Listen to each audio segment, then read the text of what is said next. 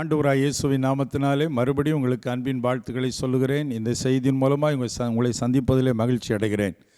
ஆண்டவர் இந்த நாளிலும் உங்களோடு பேசி உங்களை ஆசீர்வதிக்கப் போகிறார். செய்திக்கு உங்களை அன்போடு கூட நான் வரவேற்கிறேன். ஆண்டவருடைய வார்த்தைக்கு செல்லும் முன்பதாக நாம் ஆண்டவரை நோக்கி பார்த்து சிறு ஜெபம் செய்வோமா? கர்த்தரை நோக்கி பார்ப்போம். எங்கள் அன்பின் பரலோக பிதாவே, மகிமையான இந்த வேளைக்காய் நன்றி சொல்லுகிறோம். நீர் எப்போது எங்களோடு கூட இருக்கிற நல்ல தகப்பனப்பா, உம்முடைய வார்த்தைகளை நாங்கள் தியானிப்பது எங்களுக்கு மிகப்பெரிய ஆசீர்வாதத்தை கொண்டு வருவதற்காக நன்றி. இப்பொழுதும் உம்முடைய வார்த்தைகள் மூலம் எங்களோடு பேசும். என்னை மறைத்து நீர் வெளிப்படும். கேட்கிற ஒவ்வொருடைய வாழ்விலும் நன்மைகள் உண்டாகட்டும். இயேசுவின் நாமத்தில் ஜெபித்து ஆசீர்வதிக்கிறோம் எங்கள் நல்ல பிதாவே. ஆமேன், ஆமேன். பிரியமானவர்களே, கடந்த செய்தியிலே பரலோகத்திலிருந்து தேவன் நம்மை ஆசீர்வதிக்கிறவர். அந்த ஆசீர்வாதங்களை பெற்றுக்கொள்ள நாம் என்ன செய்ய வேண்டும் என்று 3 காரியங்களை தியானித்தோம். அந்த செய்தியை ஒருவேளை நீங்கள் டிவியில் மிஸ் பண்ணிட்டீங்கன்னா, யூடியூப்பில் பெனியேல் டிவின்னு சொல்லி நீங்கள் சர்ச் பண்ணிங்கன்னா அதில் பார்க்கலாம். ப்ரோ டேனியல் பீட்டர் அஃபீஷியல் என்ற என்னுடைய யூடியூப் சேனல்லையும் என்னுடைய வீடியோக்களை நீங்கள் பார்க்கலாம். பார்த்து ஆசீர்வதிக்கப்படுங்க. கர்த்தர் உங்களை ஆசீர்வதிப்பாராக. இந்த நாளிலே கர்த்தர் உங்களுக்கு கொடுக்க போகிற ஆண்டுடைய வார்த்தைக்கான தலைப்பு, செய்திக்கான தலைப்பு, காரியங்களை கைகூடி வர பண்ணுகிற தேவன். காரியங்களை கைகூடி வர பண்ணுகிற தேவன். செய்திக்கு ஆதாரமாக நெகேமியாவின் புஸ்தகம் 2வது அதிகாரம் 20வது வசனத்திலே இந்த வார்த்தை சொல்லப்பட்டிருக்கிறது. பிரியமானவர்களே, 20வது வசனத்தில் பரலோகத்தின் தேவனானவர் எங்களுக்கு காரியத்தை கைகூடி வர பண்ணுவார் என்று நெகேமியா என்ற ஒரு தேவ மனிதர் சொல்லுகிறதை நாம் வாசிக்கிறோம். ஆம், பரலோகத்தின் தேவன் காரியங்களை கைகூடி வர பண்ணுவார். நீங்கள் ஏதோ ஒரு காரியத்திற்கு அது கைகூடுனா நல்லா இருக்கும்னு எதிர்பார்ப்போடு இருக்கிறீங்களெல்லாம் தானே, ஆண்டவர் கைகூடி வர பண்ண போகிறார். தைரியமாக இருங்க. நீங்கள் முயற்சி செய்கிற காரியத்தை ஆண்டவர் உங்களுக்கு வாய்க்க பண்ணி தரப்போகிறார். அது தொழில் காரியமாக இருக்கலாம், பிள்ளைகள் காரியமாக இருக்கலாம், திருமண காரியமாக இருக்கலாம். ஏதோ ஒரு காரியத்தில் நீங்கள் அதை முயற்சி பண்ணி கொண்டிருப்பதை ஆண்டவர் பார்த்து கொண்டிருக்கிறார். இன்றைக்கு நாங்கள் உங்களுக்காக ஜெபம் பண்ண போகிறோம். கர்த்தர் அதில் அற்புதம் செய்ய போகிறார். ஆகவே கொஞ்சம் நேரம் ஒதுக்கி இந்த செய்தியை முழுவதுமாய் கேட்க உங்களை அன்போடு நான் கேட்டுக்கொள்கிறேன். பிரியமானவர்களே, ஆண்டவர் காரியத்தை கைகூடி வர பண்ணுகிற தேவனாக இருக்கிறார். இன்றைக்கு அநேகருடைய வாழ்வில் பல காரியங்களை குறித்து ஒரே கவலை, பாரம், ஓரி. பைபிளில் பார்த்தீங்கன்னா லூக்கா 10வது அதிகாரத்தில் 41வது வசனத்தில் ஆண்டவரே கேட்கிறார் மார்த்தாளை பார்த்து, மார்த்தாளே, மார்த்தாளே, நீ அநேக காரியங்களை குறித்து கவலைப்பட்டு கலங்குகிறாய், ஆனால் தேவையானது ஒன்றே அப்படின்னு ஆண்டவர் அங்கே சொல்கிறார். அப்போ இன்றைக்கு மார்த்தாளை போல நீங்களும் கூட பல காரியங்களை குறித்து ரொம்ப ஒரி பண்ணிக்கிட்டு இருக்கலாம். ஒருவேளை ஆண்கள் கூட ரொம்ப அவ்வளவா ஒரி பண்ண மாட்டாங்க. ஆனால் பெண்கள் இருக்கிறாங்களே, சின்ன காரியத்தையும் அவங்களால தாங்க முடியாது, தூங்க முடியாது, சாப்பிட முடியாது, எப்போ பார்த்தாலும் அதையே நினச்சி புலம்பிக்கிட்டே இருப்பாங்க. அப்படி புலம்பிக்கிட்டு இருக்குங்களா சகோதரி? கவலைப்படாதீங்க. கர்த்தர் அந்த காரியத்தில் பார்த்துக்கொள்வார். உங்கள் காரியத்தில் எல்லாவற்றிலும் நன்மையான காரியங்களை கர்த்தர் நடத்தி தரப்போகிறார். ஒரு அல்லேலூயா சொல்லுங்களேன். நிச்சயமாய் கர்த்தர் காரியத்தை நடத்தி தரப்போகிறார். இங்கே மார்த்தாளை குறித்து ஆண்டவர் சொல்லுகிற வார்த்தை தான், அநேக காரியங்கள் குறித்து ஏன் கவலைப்பட்டு கலங்குகிறாய் சொல்லிட்டு, மரியாளும் அதே வீட்டில் தான் இருக்கிறாள். அவள் என்ன செய்கிறாள்? ஆண்டவர் பாதத்தில் அமர்ந்து ஆண்டவருடைய வசனத்தை கேட்டு கொண்டு இருக்கிறாள். மார்த்தாள் என்ன செய்கிறாள்? வீட்டில் ஆண்டவர் இருக்கிறாரு, ஆண்டவர்கிட்ட பேசாமல் கிச்சனில் ஆண்டவருக்காக சமைக்கிற அந்த வேலைகளை பார்த்து கொண்டு இருக்கிறார். கவனிங்க, இன்றைக்கும் கூட ஆண்டவருக்காக நம்ம செய்கிற வேலைகளை விட ஆண்டவரோடு கூட இருந்து நம்ம செய்கிறோம் பாருங்கள், அந்த வேலை மூலமாக தான் நம்முடைய ஒரிஸ் எல்லாம் நம்மளை விட்டு அப்புறப்படுத்தப்பட முடியும். மார்த்தாளும் அதே வீட்டில் தான் இருக்கிறார், ரொம்ப கவலை அநேக காரியத்தை குறித்து. ஆனால் மரியாளுக்கு அப்படி கவலையே வந்த மாதிரி இல்லை. அவள் ஃப்ரீயாக இருக்கிறா. ஏன் தெரியுமா? அவளுக்கு ஒரு நம்பிக்கை, ஏசப்பா பார்த்துக்கிடுவார், நம்ம அவருடைய பிள்ளை, அவர் எல்லாம் பார்த்துக்கொள்வார்னு அந்த ஒரு விசுவாசமும் ஆண்டவரோடு கூட இருக்கிறதுனால இந்த தேவையற்ற உலக கவலைகளும் அவளை விட்டு நீங்கி இருந்தது. அதனால தான் ஆண்டவர் சொல்லுகிறாரு, தேவையானது ஒன்றே. ஆண்டவர் பாதத்திலே காத்திருப்பது ஒன்றுதான் பிரதான தேவை. ஆண்டவருடைய வசனங்களை கேட்டு தியானிப்பது தான் பிரதானமான தேவை. மார்த்தாள்கிட்ட அது இல்லாதனால தான் நிறைய காரியத்தை குறித்து மைண்டில் ஓரி. அப்படி என்னெல்லாம் அவளுக்கு காரியத்தை குறித்து ஒரி இருந்திருக்கணும் அப்படின்னு கொஞ்சம் நான் தியானித்த போது யோசித்த காரியங்கள் பாருங்கள். அந்த வீட்டில் 3 பிள்ளைகள், 3 பேரும் வாலிபர்கள். அம்மா அப்பா இருந்ததாக இங்கே பைபிளில் சொல்லப்படலை. சீமோன் என்பவர் தான் அப்பான்னு சொல்கிறாங்க, உறுதியான ஆதாரம் இல்லை. அப்போ பாருங்கள், பெற்றோர் இல்லாத ஒரு நிலை, 3 பேரும் வாலிப பிள்ளைகள். இந்த குடும்பத்தில் 3 பேரிலும் மூத்தவள் யாருன்னா மார்த்தாள். அவள் உள்ளத்தில் அம்மா அப்பா இல்லையே, 3 பேரும் வாலிப பிள்ளைகளாக இருக்கிறோமே, என்ன செய்ய போகிறோம் தெரியலையே. இந்த லாசரு வேற ஏசப்பா வீட்டுக்கு வந்திருக்கிறார், அவன் சோவார போயிட்டான். அதன் விளைவு தான் வியாதி இழுத்துட்டு வந்து மரித்து போயிட்டான். அவன் வேற சொன்னபடி கேட்கறது இல்லை. மரியாள் எப்பவும் ஜபம்னு போயிருதா, வீட்டு வேலைக்கு கூட நமக்கு ஹெல்ப் பண்ண மாட்டேங்கிறா என்று பல காரியங்களை குறித்து, எதிர்காலம், திருமண காரியம், அப்பா அம்மா இல்லையங்கிற கவலை, தனிமை உணர்வு, பொருளாதார நெருக்கடி என்று இதையெல்லாம் வச்சு மனசில் கவலைப்படுறத ஆண்டவர் பார்த்து தான் நீ அநேக காரியங்களை குறித்து கவலைப்பட்டு கலங்குகிறாய் மகளே. ஆனால் தேவையான ஒன்றை நீ மறந்துட்ட, என்கிட்ட அதை விட்டுரு, என் பாதத்தில் அமர்ந்துரு, நான் எல்லாம் பார்த்துக்கொள்வேன் உன் காரியத்தை அப்படின்னு கர்த்தர் அவளுக்கு உணர்த்துகிறது போல இன்னைக்கு உங்களுக்கும் ஆண்டவர் சொல்லுகிறார். மகளே, எதுக்கு ஒரி பண்ணுற? அம்மா அப்பா இல்லைன்னு கவலைப்படுறியா? தகப்பனும் தாயும் உன்னை கைவிட்டாலும் நான் சேர்த்து கொள்வேன் என்று கர்த்தர் உங்களை பார்த்து சொல்லுகிறார். அவர் பார்த்து கொள்வாருங்க. அவர் உங்கள் பிள்ளைகளை பார்த்து கொள்வார். அவர் உங்கள் காரியங்களை கைகூடி வர பண்ணுகிற தேவன். அவர்கிட்ட எல்லா பாரத்தையும் வச்சிருங்க. ஆண்டவருக்காக நீங்கள் ஓடி ஓடி வேலை செய்கிறது ஊழியத்தின் பாதையில். அதாவது இப்போ மியூசிக் டீம்லாம் வர்றாங்க, சில இடத்துலலாம் பாட்டு முடிஞ்சோடனே எழுந்துச்சி வெளியே போயிடுவாங்க. இது என்ன பழக்கம்னே தெரியல. அப்போ அவனுக்கு செய்தி வேண்டாமா? அவனுக்குள்ளே ஆத்மா இருக்குதே, பரலோகம் போக வேண்டாமா? அப்போ துட்டுக்கு மாரடிக்கிற மாதிரி ஏதோ வாசிட்டு கொடுக்குறத வாங்கிட்டு போவேங்கிற நிலையில் தான் பல மியூசிஷியன் இருக்கிறாங்க.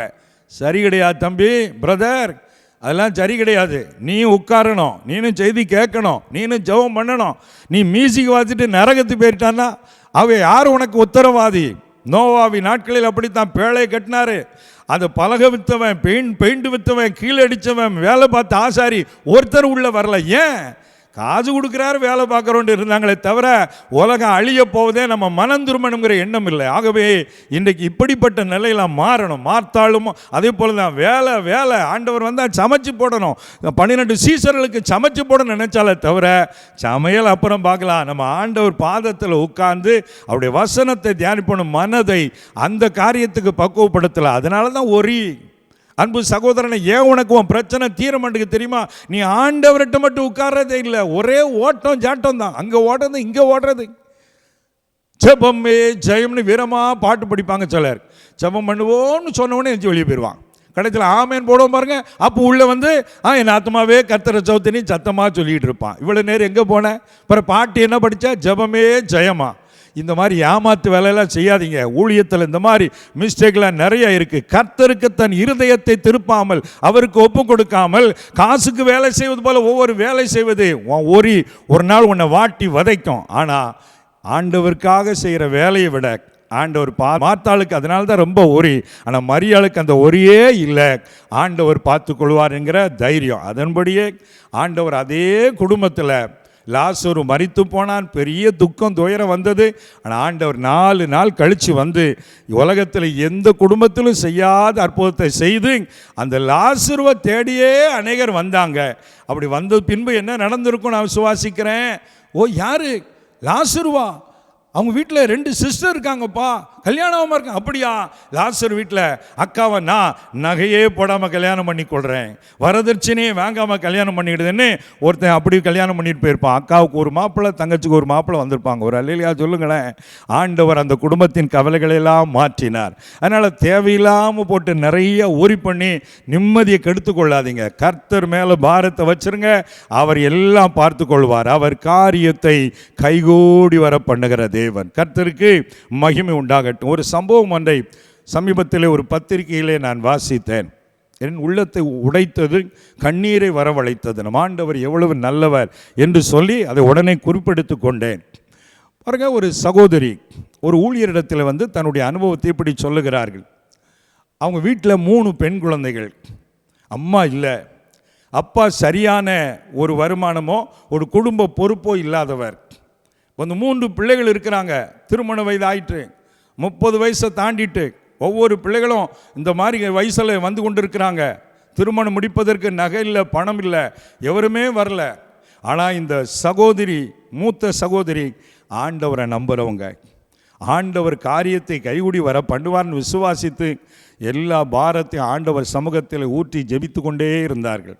ஒரு முறை இவருடைய தகப்பனாரிடத்தில் அவருக்கு தெரிந்த ஒருவர் வந்து சொல்லுகிறார், உங்கள் மகளுக்கு 3 பேருக்கு கல்யாணம் ஆகலை, எனக்கு தெரிஞ்ச ஒரு நல்ல பெரிய வசதியான வீட்டு மாப்பிள்ளை இருக்கிறாரு, அவங்க நகை பணம் எதுவுமே கேட்கல, உங்கள் மகளை கொடுத்தா போதும்னு கேட்குறாங்க.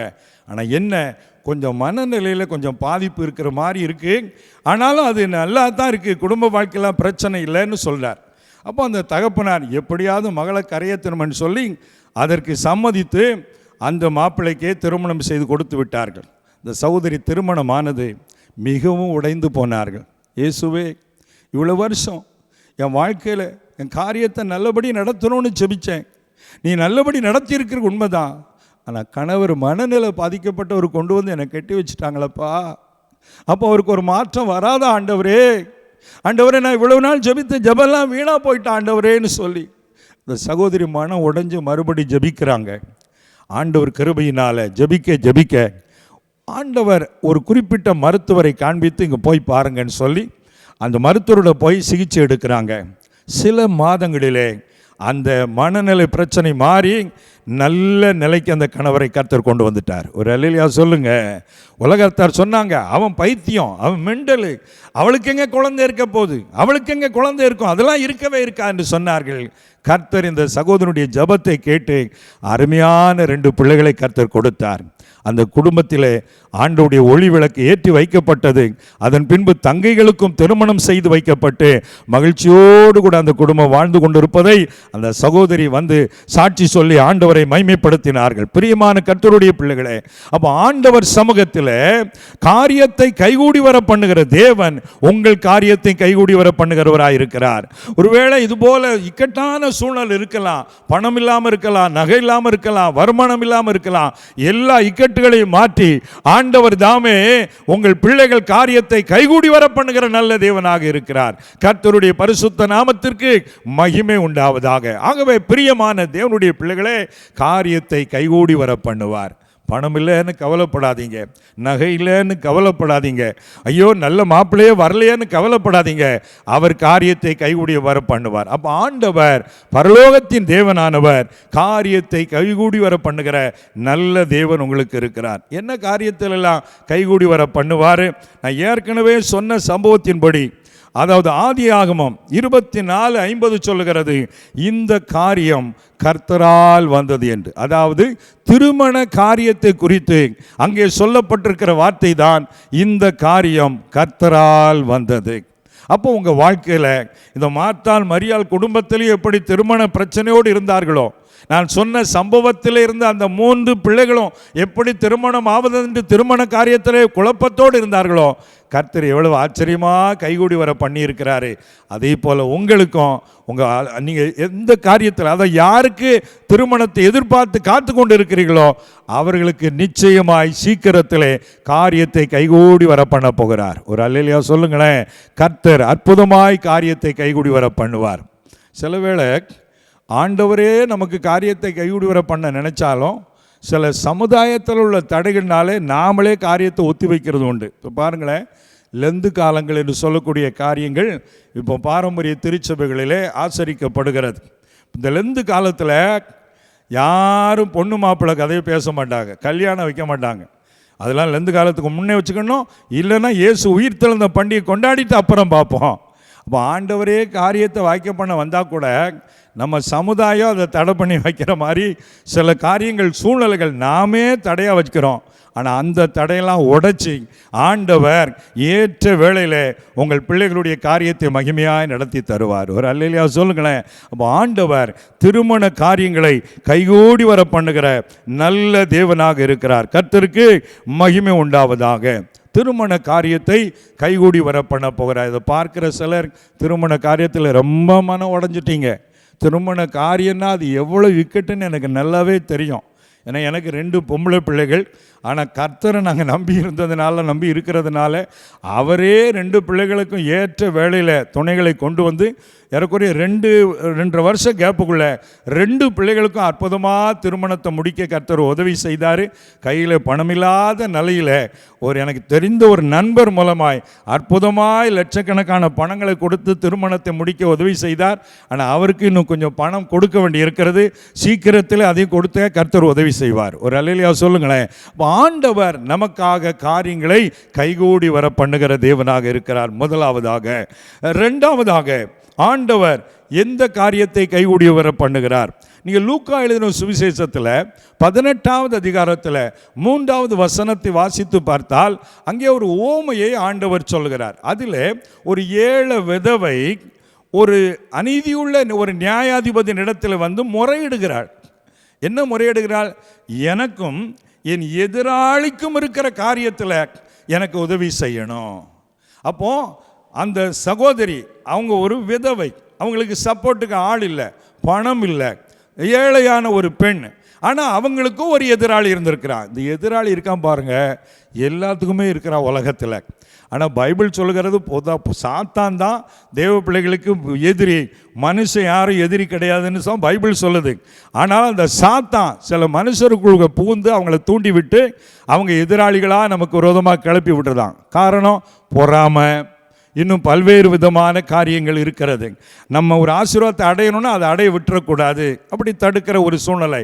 இப்படி எப்படியோ ஒரு எதிராளி எழும்பி விடுகிறார்கள் பல சூழ்நிலைகளை வாழ்க்கையில். அப்படி தான் இந்த அம்மாவுக்கு எதிரி பாருங்களேன். ஒரு பக்கம் வசதியானவர்களுக்கு ஒரு வித எதிரி இருந்தால், கஷ்டப்படுறவங்களுக்கு வேறு விதமாக இருப்பாங்க. அவங்க பொருளை அபகரிச்சிடணும், அந்த அம்மாவுக்கு வேறு யாரும் இல்லை, அவங்க சொத்தை ஆட்டையை போட்டுடலாம், அப்படி ஒரு வேளை நினச்சிருக்கலாம். ஆகவே அந்த எதிராளியினுடைய காரியத்தில் எனக்கு நியாயம் வேணும் அப்படின்னு தான் அவங்க அநீதி உள்ள ஒரு நியாயாதிபதியில் போகிறாங்க. அந்த மனுஷனுக்கு பயப்படுறதில்லை, அவன்கிட்ட தான் நீதி கிடையாது. ஆனாலும் இந்த அம்மா எப்படியாவது ஒரு நாள் எனக்கு உதவி செய்வான், என் சத்துருக்கும் எனக்கு இருக்கிற பிரச்சனை நியாயம் கிடைக்கும்னு தொடர்ந்து போராடி கொண்டே இருந்தார்கள். அந்த மனுஷனுக்கு இந்த அம்மா, நான் மனுஷனை மதிக்கிற இல்லை, என்கிட்ட நியாயம் எதிர்பார்த்து தொடர்ந்து வருதே, சரி இந்த அம்மாவுக்கு ஏதாவது ஹெல்ப் பண்ணுவோன்னு அந்த மனசில் மனம் மாறி அவனுக்கு உதவி செய்தான். அதுபோல் ஜெப வாழ்க்கையிலும் நீங்கள் நீதியுள்ள நியாயாதிபதியாக கர்த்தரிடத்தில் உங்களுக்கு டிலே ஆனாலும் உங்கள் ஜெபத்தை விட்டுறாதீங்க, சோர்ந்து போகாமல் ஜெபம் பண்ணுங்க.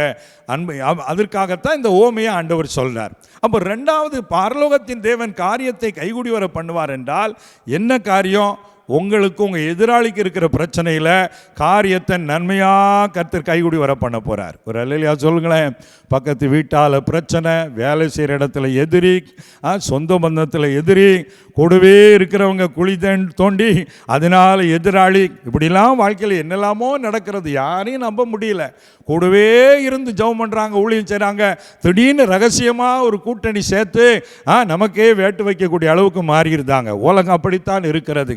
ஆனாலும் நாம் அந்த பரலோக தேவனிடத்திலே நியாயத்தை எடுத்து வைப்போம். அவர் நமக்காக காரியங்களிலே தலையிட்டு எதிராளிகளை அவர் பார்த்து கொள்வார். உங்களுக்கு கிடைக்க வேண்டிய நியாய நீதி கிடைக்க கர்த்தர் காரியத்தை கைகூடி வர பண்ணுவார். ஒரு ஆமென் சொல்லுங்களேன்.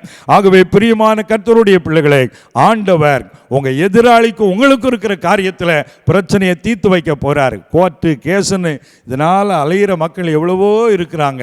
பிரியமானவர்களே, சின்ன சின்ன காரியத்துக்கு உடனே கோர்ட்டு கேஸுன்னு போகணும்னு நினைக்காதீங்க. கர்த்தர் பாதத்தில் வைங்க, கர்த்தர் பாதத்தில் வைங்க.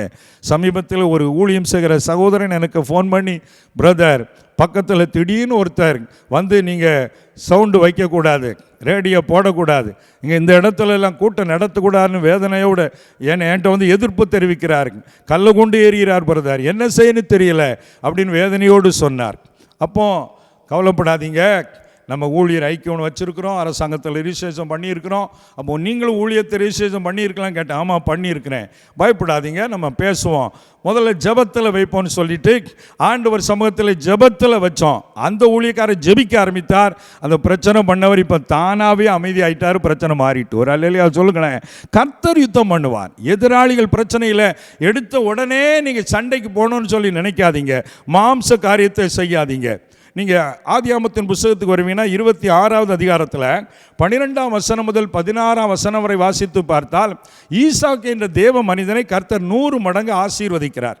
அதை ஆசீர்வதிக்கிற பார்த்த உடனே அங்கே இருக்கிற பெலிஸ்தர்கள் பொறாமை கொண்டு, பிழைக்க வந்தவன் இப்படி 100 மடங்கு ஆசீர்வாதமாகி பெரிய பணக்காரன் ஆயிட்டானே, பொறாமை கொண்டு அவனுக்கு ஆசீர்வாதம் வருவதற்கு காரணம் என்ன?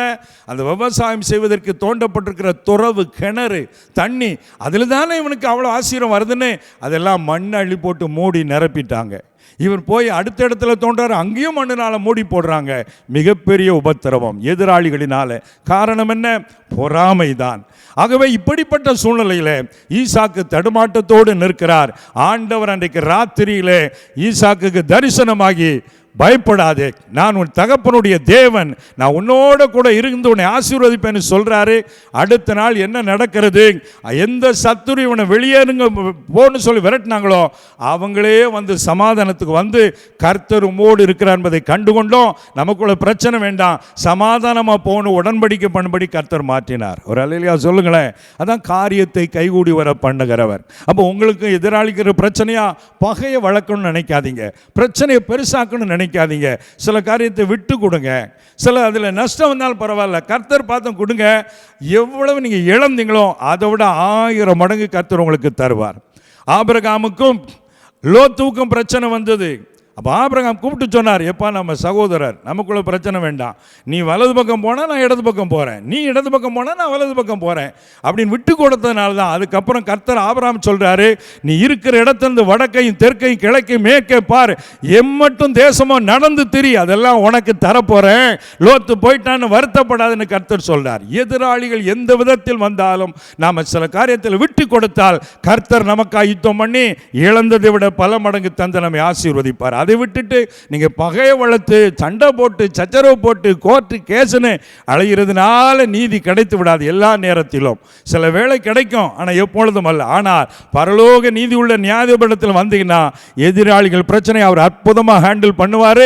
பக்கத்திலே வரமாட்டா, இவங்கிட்ட போன நீ சட்னி ஆயிருவ, அவங்க கூட கர்த்தர் இருக்கிறார் என்ற பயத்தை கர்த்தர் உண்டாக்குவார். அதனால நீங்கள் சும்மா இருப்பீர்கள், கர்த்தர் உங்களுக்கு யுத்தம் செய்வார். இந்த வார்த்தையின்படி பிரச்சனை ஆண்டவர்கிட்ட விடுங்க, எதிராளிகள் காரியத்தை ஆண்டவர் பார்த்து கொள்வார். அப்போ பரலோகத்தின் தேவன் காரியத்தை கைகூடி வர பண்ணுவார். கடைசியாக ஒன்று சொல்லிட்டு நாம ஜெபிக்க போறோம்.